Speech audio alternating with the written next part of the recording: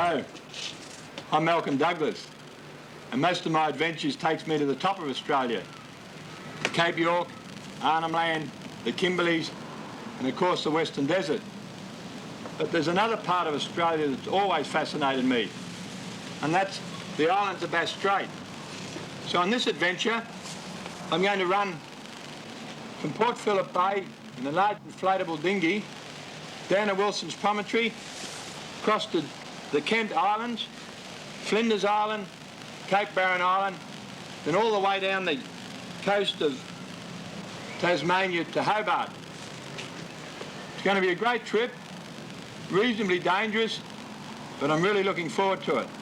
All I have to do now is pack up the boat, try and get a permit from the police to get this whopping great dinghy through the traffic of Melbourne and launch it at Port Phillip Bay.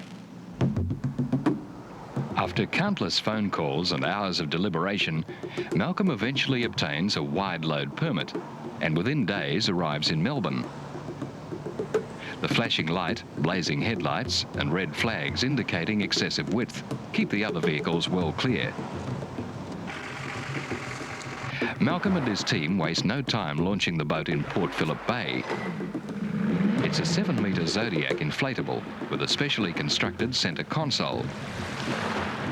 Malcolm's anxious to give it a test run after the journey south from Sydney.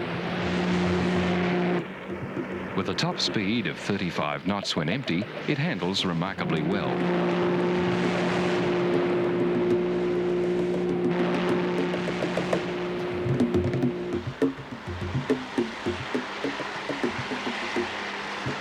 He's satisfied, but it's a long way to Hobart in an open boat. The big inflatable must be packed and repacked until all the equipment's securely tied and covered. Mark Anderson and Mark Stretton, who'll accompany Malcolm as crew, load on a total of 650 litres of fuel for the first leg of the journey. For a start, it's a pleasant run south towards the entrance of Port Phillip Bay. But when a southerly change chops up the water, it's cold and bleak, and the men soon realise that it's going to be a rough, arduous journey. By late afternoon, the adventurers arrive at the entrance to the bay, known simply as the Rip. It's a dangerous, unpredictable opening where the rolling Bass Strait swell curls and breaks, pushing against the outgoing tide from the relative calm of Port Phillip. The men look for an anchorage to shelter until morning. There are some tense moments as Malcolm powers the inflatable over the chop and heads for deeper water where the Bass Strait swell is less dangerous. It's a perfect day, and as the crayfishermen head out to check their pots, there's little wind and clearing skies.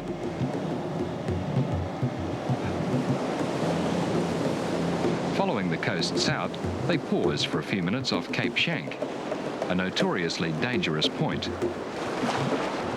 Then it's a bumpy ride to Seal Rocks off Phillip Island.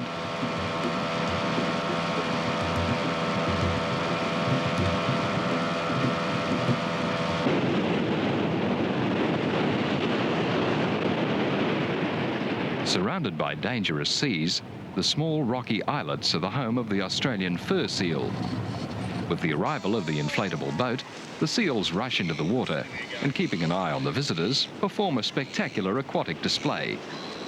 The seals seem to appreciate an audience as much as the men enjoy watching the comical antics of the sleek animals. Shortly after European settlement of Australia, the seals were hunted close to extinction in many parts of Bass Strait for their skins and oil. They're now totally protected, and once again the colonies are flourishing. Fur seals are gregarious, literally crowding together. The females are very protective of their young. Each group's dominated by a huge, powerful and experienced bull who keeps all the young males away from his harem.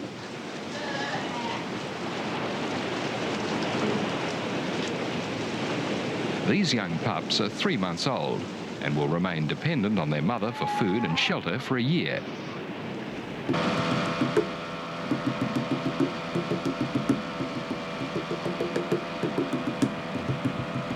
During the night, the wind swings around to the north, bringing calm seas offshore.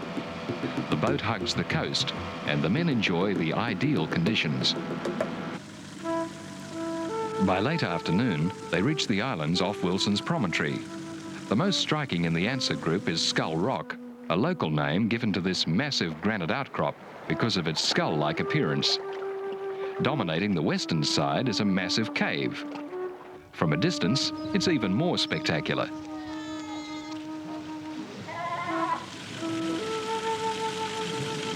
The boat edges through another seal colony.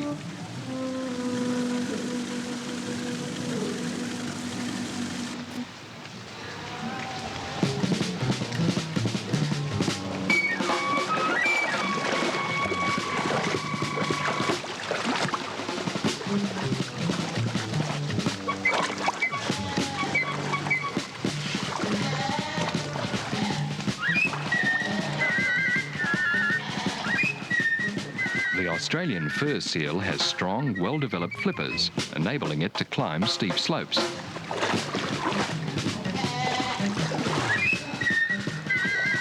Seals are one of the most appealing creatures in the animal world. The night spent in sheltered Oberon Bay, and in the morning, with the weather conditions still stable, the men prepare for the first leg of their Bass Strait crossing. It's bitterly cold, and travelling in an open boat, windproof clothing is essential. The blue tarpaulin, a tent by night, keeps the gear dry and gives the crew shelter from the wind and flying spray. On all of his adventures, Malcolm must remain constantly alert for any mishap. An accident can happen so quickly. Only seconds from now, Mark could easily have drowned. The rubber tie snaps and he loses balance. Fortunately, he instinctively maintains a grip on the boat. With so many clothes on, he may have gone under. You're lucky. Icy winds dry and crack the skin, so a solid coating of cream is essential.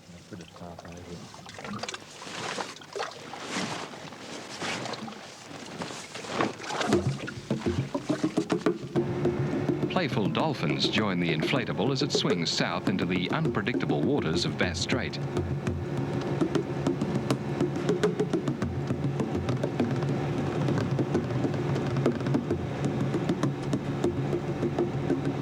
The men head for the Kent Islands in the middle of the strait. Rugged and spectacular, they're the peaks of ancient mountain ranges, submerged when Bass Strait flooded at the end of the last ice age. The Kent Islands are a group of three: Deal, Dover and Erith. A deep passage divides them, and to one side is a tranquil bay, a safe anchorage and haven from storms for professional fishermen and yachties. Such a magic place is totally unexpected in the middle of Bass Strait. Erith Island's leased by the Stackhouse family of Flinders as a cattle run. Their small cottage nestles in the scrub and is used by everyone during bad weather. Across the passage is Deal Island, its highest point dominated by a lighthouse 300 metres above sea level.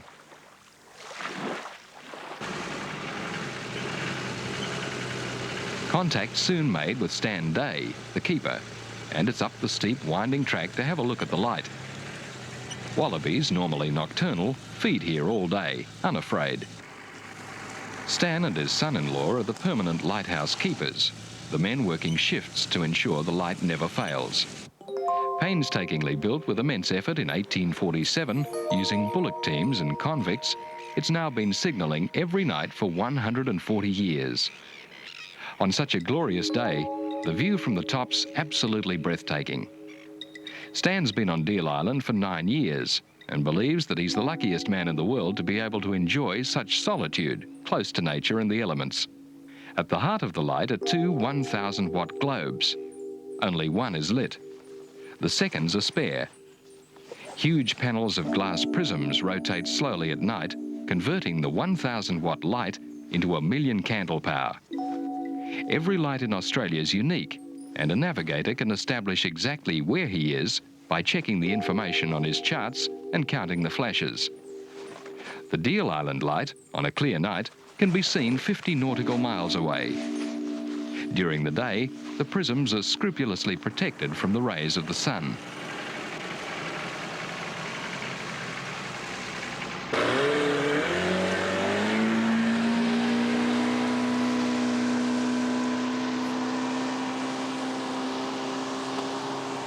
Taking advantage of the perfect weather, Malcolm decides to keep moving, and it's a good run from Deal south to Killiecrankie Bay at the top of Flinders Island.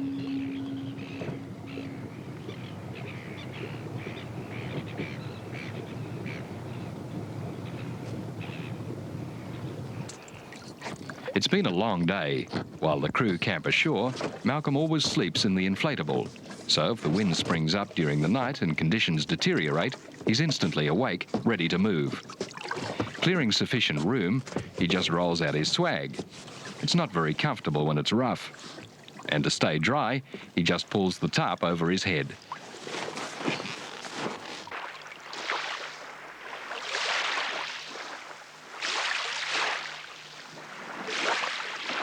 Now, Killiecrankie Bay is the first safe anchorage after crossing Bass Strait from Wilson's Promontory via Deal Island. And Killiecrankie Bay is one of the most beautiful spots I've ever been to. Killiecrankie Bay is famous for the giant crayfish and the Killiecrankie diamond. Well, they're not diamonds, it's actually topaz. But once it's cut and polished, only the experts can pick the difference between Killiecrankie diamonds and real diamonds. I've been walking along the beach and I found 2 or 3 pieces, and with a bit of luck I'll be able to get it cut and polished to make a beautiful stone. Not far from here is a guy the locals call the Killiecrankie Diamond King, and his name is Alan Wheatley. Alan has found more Killiecrankie diamonds than anyone else, and I'm just about to visit Alan now. Alan, the Killiecrankie Diamond King, who has lived on Flinders Island all of his life, has developed a unique method of locating gemstones. During the winter, when the sea's calm for a few days and clear, he dives in the freezing water with a large homemade vacuum cleaner to suck up topaz from the rock crevices. Each stone's checked for flaws or cracks and is graded before being sent to the cutter. Once the topaz are cut and polished, they take on their diamond-like appearance. Their value varies from a few dollars to several thousand, depending on size, shape, and colour. From Killiecrankie Bay, the boat continues southwards, skirting the bays and inlets of Flinders Island. Before spending time on Flinders, they head for Cape Barren Island, the second largest in the Furneaux group. An island of mystery and intrigue. Stamped with history, it's rarely visited by outsiders. Nearby is one of Australia's best preserved early wrecks, the Far Sund. On the 12th of March 1912, the Far Sund under Captain Abrahamson was 59 days out of Buenos Aires, heading for Sydney to pick up cargo.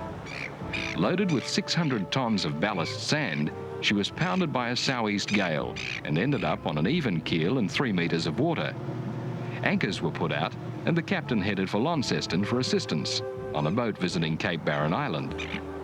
A tug was sent to tow the Far Sund to deeper water, but by the time it arrived, another southeast blow had pushed the bark further onto the sand, where it's remained for over 70 years. It's rusting badly and soon will disintegrate and disappear like all the other wrecks around these stormy islands. In the morning, as usual, it's cold and bleak. Mount Munro is shrouded in cloud as the men head for the tiny settlement on Cape Barren. Of the 126 islands between Victoria and Tasmania, only 7 are permanently inhabited. Although close to the densely populated mainland, few Australians know that these spectacularly beautiful isles exist.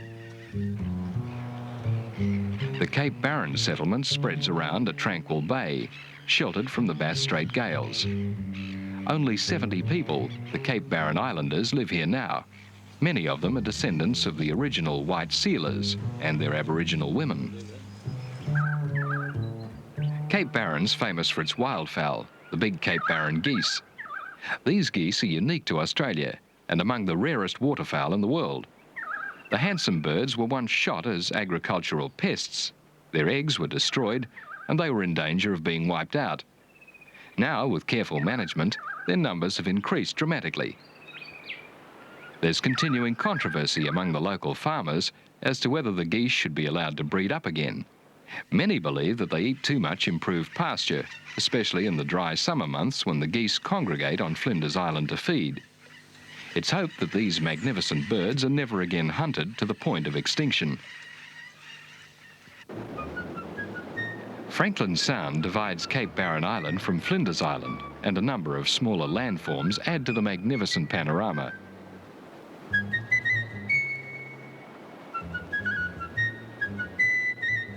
Lady Barren, the deep water port for Flinders and the centre of the crayfishing industry, nestles at the top of Adelaide Bay.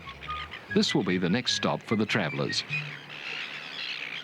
We've just arrived at Flinders Island, and what a top spot. Beautiful scenery, lots of history, and delightful people. Now, before we leave Flinders, I want to get all the gear out of the boat, take it over to the main wharf where the crayfishermen come in, and lift the boat up on the wharf just to check it all out underneath before we run down to Cape Barren Island, Clark Island and the other places, Crossbank Strait and then down the east coast of Tassie to Hobart. Just while you're there, just have a look around and I'll tell you a little bit about the boat. We've got the two 70 horsepower Johnson outboards, double motors of course as a safety feature. All the fuel is in these inflatable blow-up bags. Each of those takes 65 litres, so we've got 450 litres, another 200 litres in the drum under that bag there. Now, under the centre console here, seat lifts up, we've got 3 radios. Another safety feature, all the dual controls, compass here. The big drums, all sorts of gear in there, life jackets and bits and pieces. Another one here. All our clothes are kept in these waterproof drums. My camera gear is in this big fiberglass box here, an aluminium box there and a bit of water and oars and paddles and a few other things. The driver, of course, sits up here, and the passengers, well, they get first-class accommodation. They sit here on this nice bit of sponge rubber. If it's calm, they go to sleep under the tarp, but if it's rough, well, they just hang on.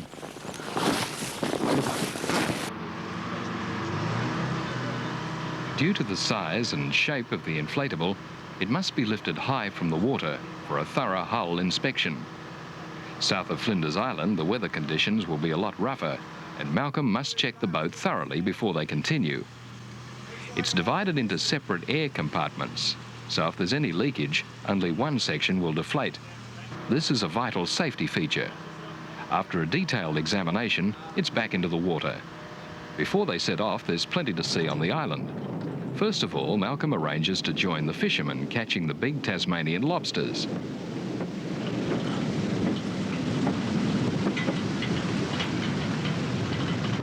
Jack Shaw's had his boat out of the water too, repainting the hull, but now he's heading out again to check his pots. The young deckhand prepares the fresh bait, and 2 hours' run from Lady Barren, the first markers are sighted. Pulling pots is a team effort. The skipper manoeuvres the boat, the decky retrieves the ropes and buoys.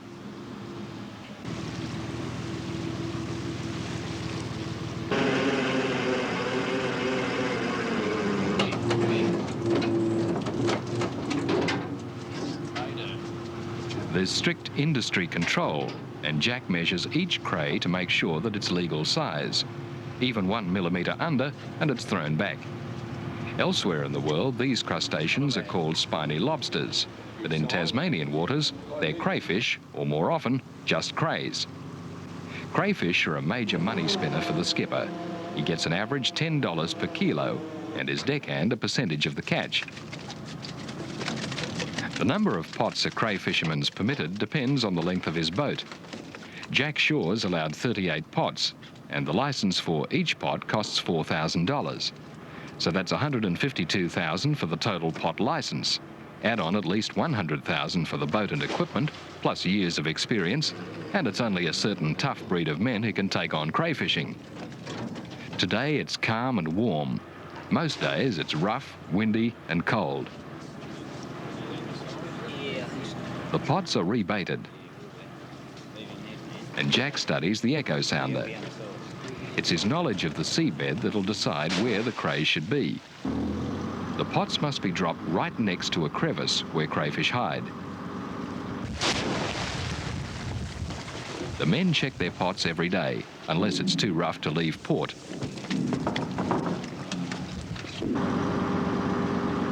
All fishermen have their favourite type of pot. Bruce Greenough, another Lady Baron cray fisherman, always makes his own. The wood's collected deep in a melaleuca thicket. The shafts have to be long and reasonably straight. They're steamed for several hours to make them pliable.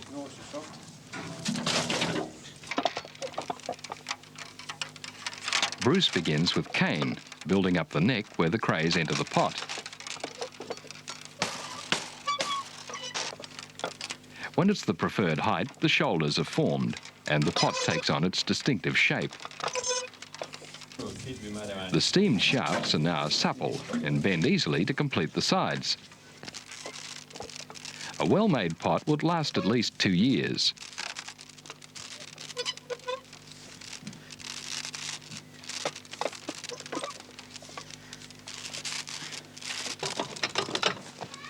Heavy cable and wire is used in the bottom so that the pot will sit correctly on the seabed.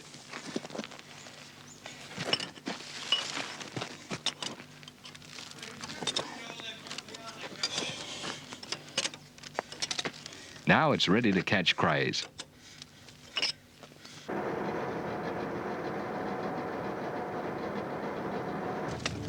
A continuous supply of bait is their biggest problem, so the men always have their trolling lines ready.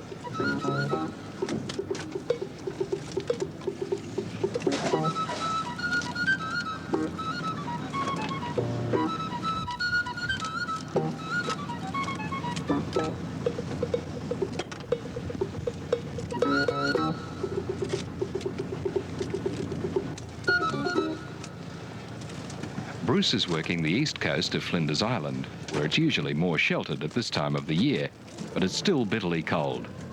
Around these waters, the weather's so changeable that it can be calm and fine, then within minutes, the winds blow up, the temperature drops, and rain squalls make conditions miserable. But the pots still have to be checked. All cray boats have a large well, continuously circulating seawater. The crayfish are kept alive in the tank until they're sold. Most of these crays will go to the top restaurants in Sydney and Melbourne. Already you've got it in the well. Some of the crays are huge. These monsters will bring $60 each.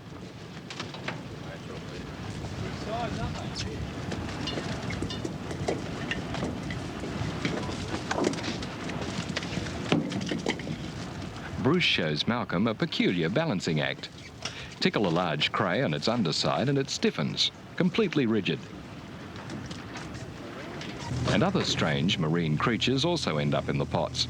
Hermit crabs are the scavengers of the sea.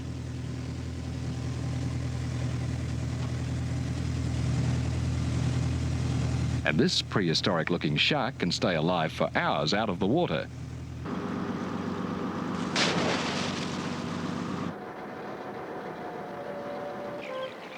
Every day is a hard day on a cray boat, but at least there's a reward, a good feed of tails at the end of it all.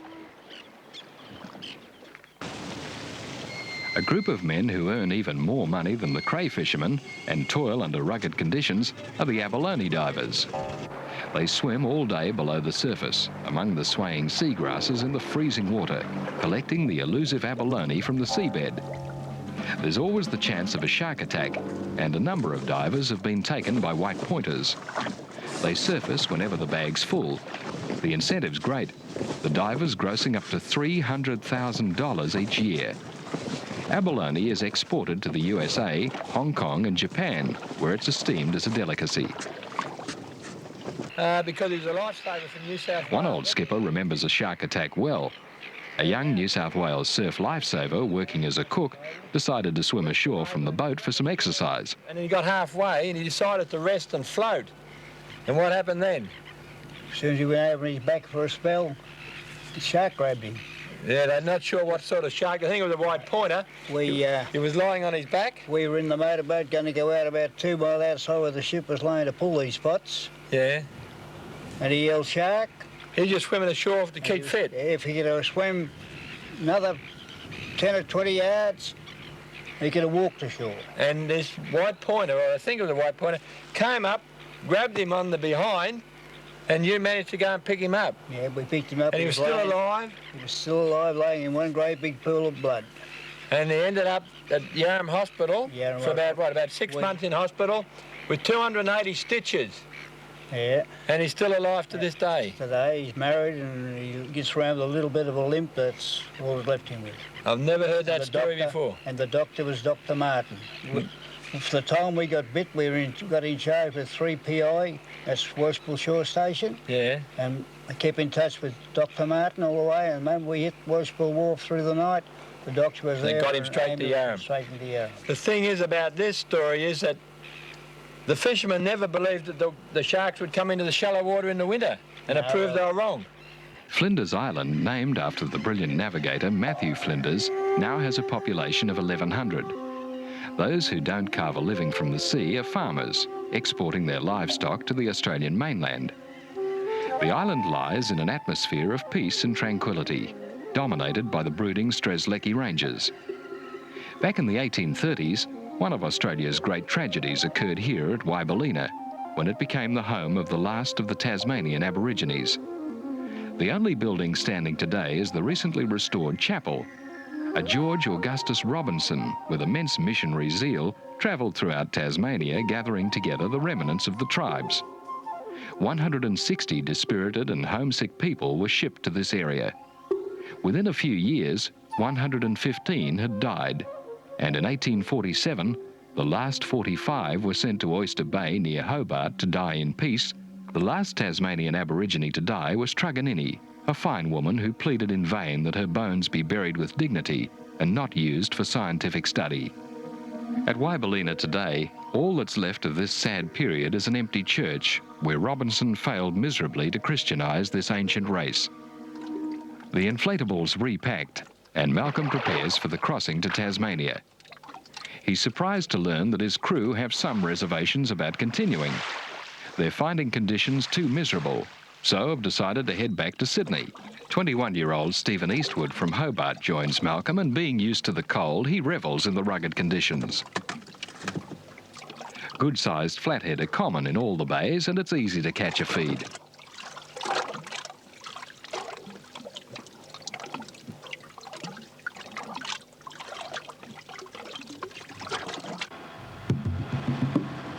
Malcolm and Stephen head for Kent Bay at the southern end of Cape Barren Island, another of Australia's historic sites, still so remote and isolated that few people come this way.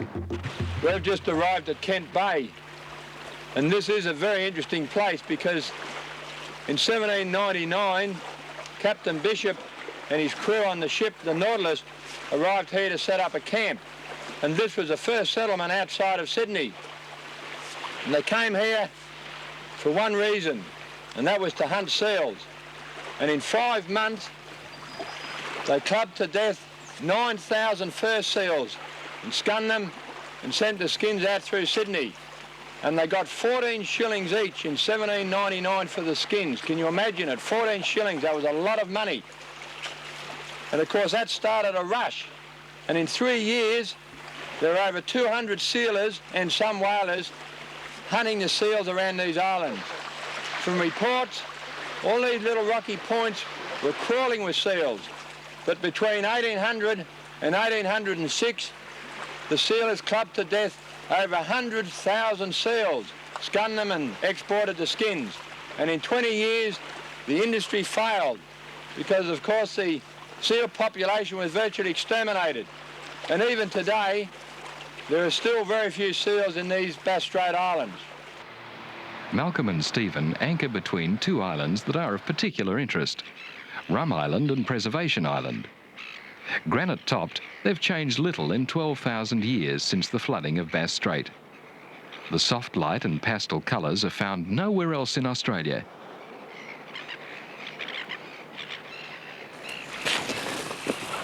Well, here we are on Preservation Island.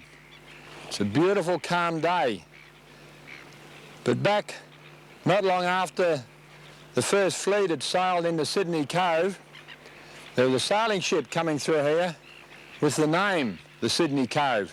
It was coming through these islands from Calcutta in an easterly gale, and on board was 7,000 gallons of rum and other cargo. Of course, in those days, there were no charts on these islands, and they smashed themselves up on this little island here, and miraculously, all the survivors got ashore, and that's why it's called Preservation Island today. And there's also a little point that's called Rum Island. Anyway, when they got ashore here, the captain ordered the longboat with 18 men aboard to row from here all the way north to Sydney.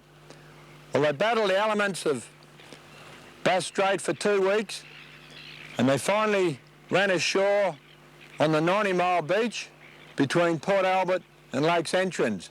And the longboat was smashed up, so all they could do was start walking north to Sydney.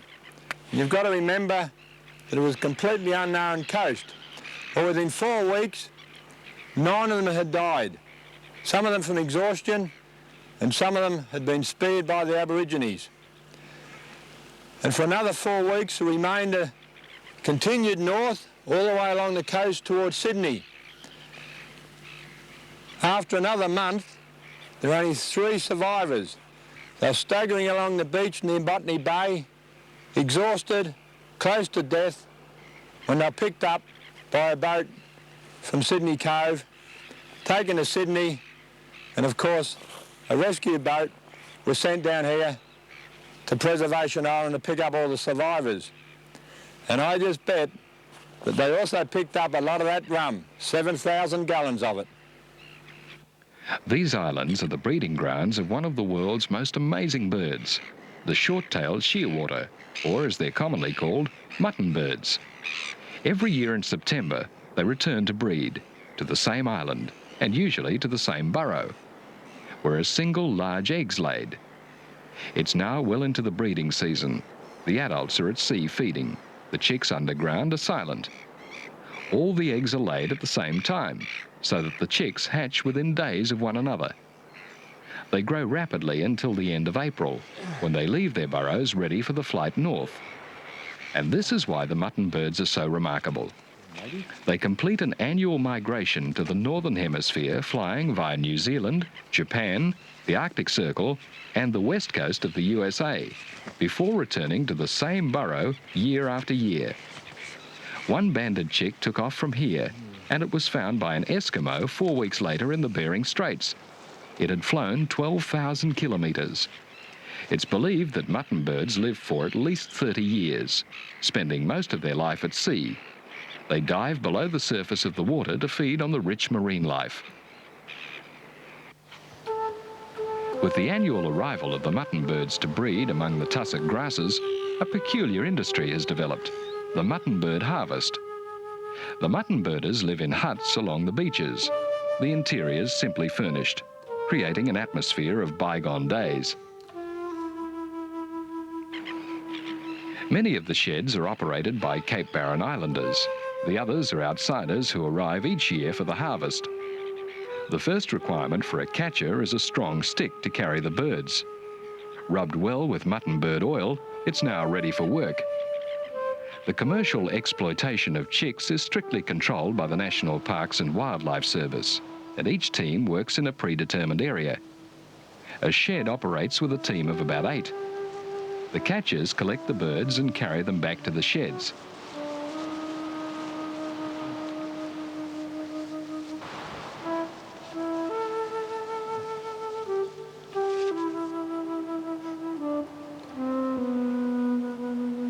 The extremely valuable stomach oil used for pharmaceutical products is squeezed from each bird's stomach before it's thrown into the pluck house.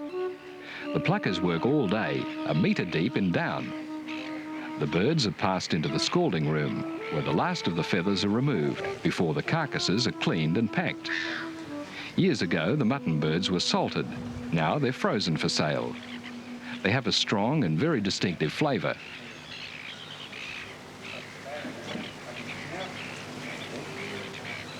In former times, everything revolved around the mutton bird industry.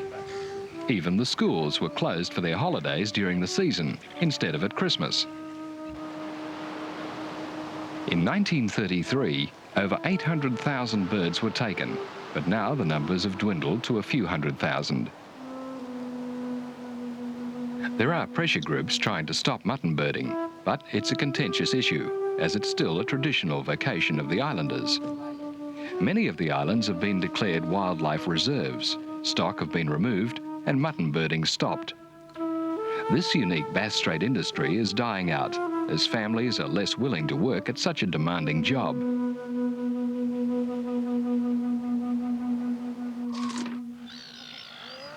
Down in front of the sheds, the gulls congregate, picking at the mutton bird remains.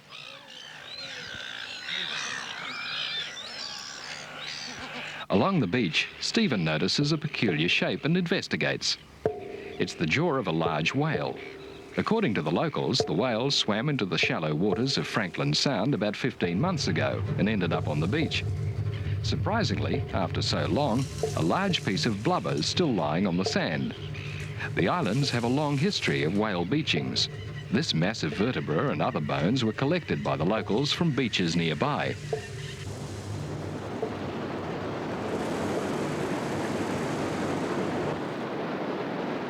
It's now well into autumn and the weather's deteriorating. Malcolm must keep moving. Stephen shelters under the tarp. Malcolm tries to keep warm while checking the charts as he moves along.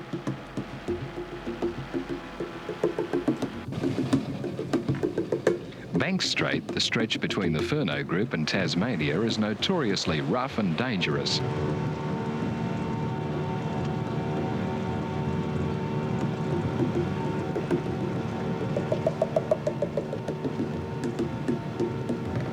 Malcolm's relieved when they reach the east coast of Tasmania and pass the lighthouse at Eddystone Point.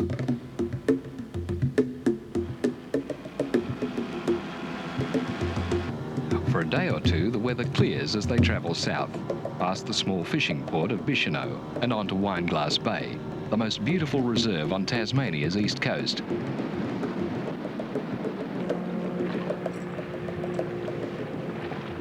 It's still relatively isolated because the road from Hobart finishes well inland and the bay can only be reached by walking for an hour or more along a bush track. Tasmanians still have large areas of forest. These woodlands are rich in wildlife, many of the species unique to Tasmania. The wilderness areas are at times referred to as tiger country because the Tasmanian tiger once roamed the region. Yes, this is tiger country, the remote wilderness areas of Tasmania. Now, is the thylacine, or the Tasmanian tiger as it's commonly called, extinct? Well, nobody really knows, but there are continuing sightings by all sorts of people. Bushwalkers, travellers along the roads, sawmillers, and it's just hoped that in some remote pocket of Tasmania there just may be some Tasmanian tigers still roaming free. When Europeans arrived in Tasmania, the thylacine was common. Early this century, the numbers were dramatically reduced over the whole of its range. It's thought that an epidemic disease was the main cause, but many were also killed by hunters, as the animal was blamed for attacks on sheep and poultry. Before 1900, a government bounty was introduced, and between 1888 and 1909, over 2,000 scalps were handed in. The hunters were paid £1 per scalp. The last tiger was shot in 1930, and the last captive thylacine died in Hobart Zoo in 1933. This film of the captive animal shows its considerable size, the massive jaws and its very distinctive stripes.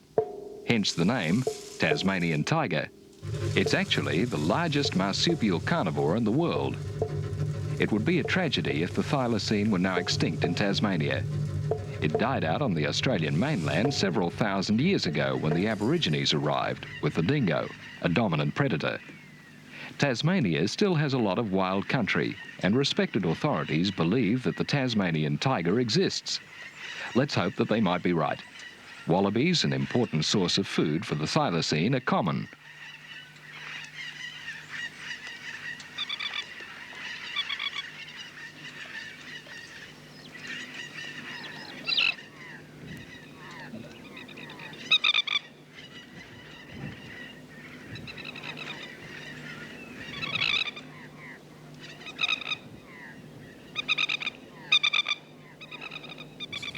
Late afternoon and it's very cold, but this is the time of the day that I may see another one of Tasmania's famous marsupials, and this is the bad-tempered and what some people say ugly little Tasmanian devil. I reckon they're great. They sleep all day, come out at night. I don't know why they come out when it's so cold, but it's almost sundown, and if I'm lucky I may see one or two of them. The Tasmanian devil eats carrion, and this dead kangaroo attracts a group of young ones, snarling and growling. About the time that the tiger became extinct, the devil population also dropped dramatically. Now, once again, their numbers have increased. The biggest problem, boating in Tasmanian waters, is the changeable weather. After a day or two of calm, a cold front arrives and the mornings are bitter. As they leave Wineglass Bay, rain squalls and wind pound the inflatable, and it's heavy going until the depression passes and the weather clears.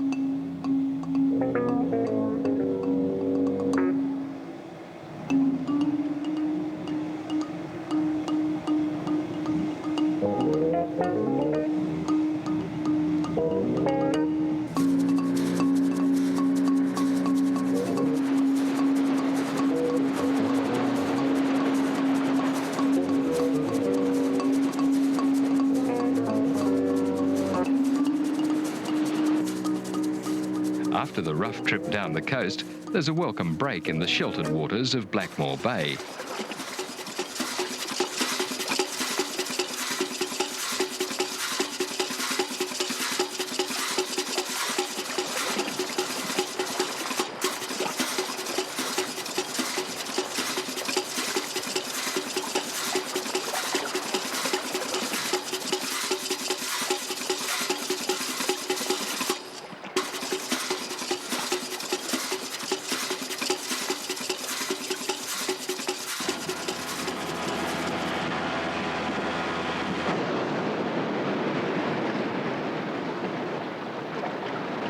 Pushing on, Malcolm and Stephen reach Tasman Island at the southern end of the Tasman Peninsula.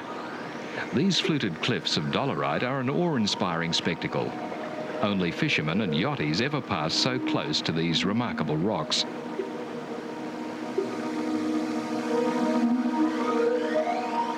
It's a wild, lonely part of the Tasmanian coast, so it's not wise to stay too long.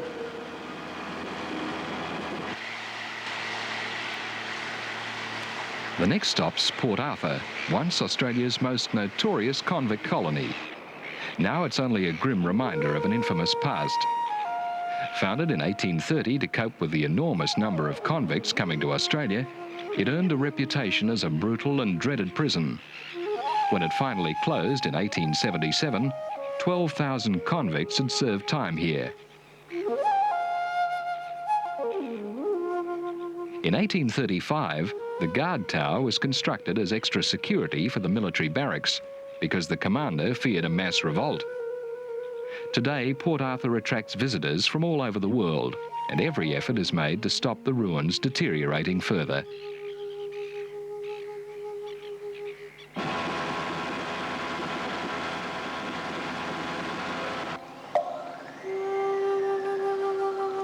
Leaving the sheltered waters of Port Arthur, Malcolm and Stephen motor towards Storm Bay, the notorious water leading up to Hobart. They stop to admire the majestic beauty and grandeur of Cape Rowell, even more spectacular than Tasman Island.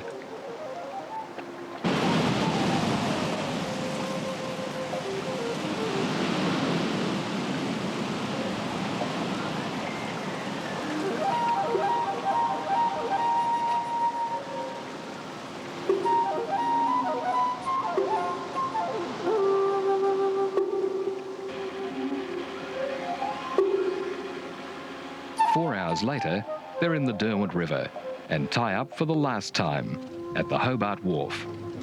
For Malcolm, it's been a long, hard trip, but it's a journey he'll never forget.